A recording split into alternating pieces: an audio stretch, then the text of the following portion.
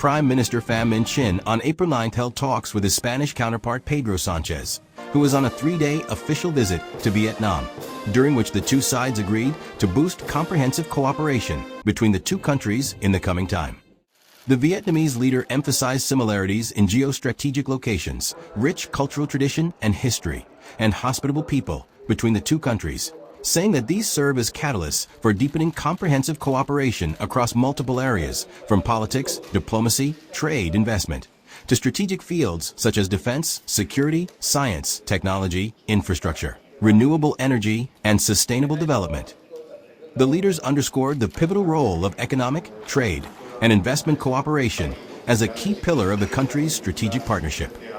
The Spanish Prime Minister pledged to advocate for the swift ratification of the EU-Vietnam Investment Protection Agreement by remaining EU member states, and to push for the European Commission to lift its IUU yellow card warning on Vietnamese seafood exports. Both sides agreed to deepen cooperation in education, culture, sports, and tourism, as well as in sustainable agriculture, locality-to-locality and people-to-people partnerships, human resource development, and defense security collaboration. Prime Minister Chinh proposed exploring the possibility of a direct flight route between Vietnam and Spain to boost tourism and people-to-people exchanges. He also welcomed the progress in bilateral cooperation on child adoption.